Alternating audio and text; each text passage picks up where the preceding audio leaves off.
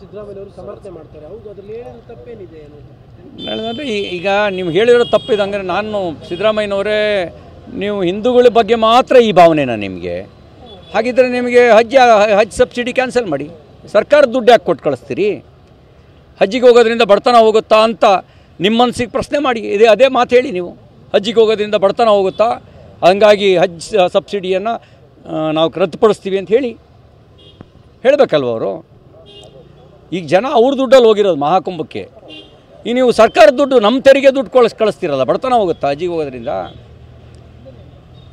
ಈಗ ಇದೇ ಸರ್ಕಾರ ಕರ್ನಾಟಕದಲ್ಲೂ ಕೂಡ ಈಗ ಕುಂಭಮೇಳವನ್ನು ಆಯೋಜನೆ ಮಾಡಿರುವಂಥದ್ದು. ನಾನು ಹೇಳೋದು ಅಂದರೆ ಈಗ ಈ ನಮ್ಮ ಭಾವನೆಗಳನ್ನೇ ಅಪಮಾನಿಸುವ ಕೆಲಸವನ್ನು ಅಗೌರವಿಸುವ ಕೆಲಸನ ಯಾಕೆ ಮಾಡ್ತೀರಿ? ಮತ್ತು ಸರ್ಕಾರದ ದುಡ್ಡಲ್ಲಿ ಯಾಕೆ ನೀವು ಹಜ್ಜಿಗೆ ಕಳಿಸ್ತಾ ಇದ್ದೀರಿ? ಬಡತನ ಹೋಗುತ್ತಾ ಹಜ್ಜಿಗೆ ಹೋಗೋದ್ರಿಂದ? ಹಜ್ಜಿಗೆ ಹೋಗಿರೋದ್ರಿಂದ ಯಾರ್ದಾರು ಬಡತನ ಹೋಗಿದೆಯಾ?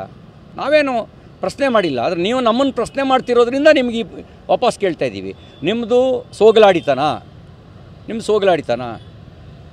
ಇನ್ನೊಂದು ಮಾತನ್ನು ಅವ್ರು ಹೇಳಿದೆ, ಆಚಾರವೇ ಸ್ವರ್ಗ ಅನಾಚಾರವೇ ನರಕ. ಬಸವಣ್ಣವರು ನಿಜ. ಅದು ಯಾವುದು ಆಚಾರ? ಸುಳ್ಳು ಹೇಳೋದ? ಭ್ರಷ್ಟಾಚಾರ ಮಾಡೋದ? ಅದು ಅನಾಚಾರ. ಭ್ರಷ್ಟಾಚಾರ ಮಾಡಿದವರು, ಸುಳ್ಳು ಹೇಳಿದವರು, ಮೋಸ ಮಾಡಿದವರು, ಅನೈತಿಕತೆಯನ್ನೇ ಮೈಗೂಡಿಸ್ಕೊಂಡಿರುವವರು ಸ್ವರ್ಗಕ್ಕೆ ಹೋಗೋಕ್ಕೆ ಸಾಧ್ಯನಾ?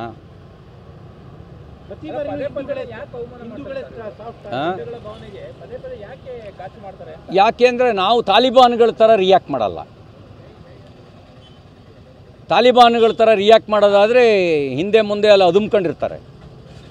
ಯಾಕೆ ಅಂದರೆ ಅವ್ರಿಗೇನಾರು ಅವರ ಮತೀಯ ಭಾವನೆಗಳಿಗೆ ಘಾಸಿ ಆದರೆ ತಲೆನೇ ತೆಗೆದು ಬಿಡ್ತಾರೆ.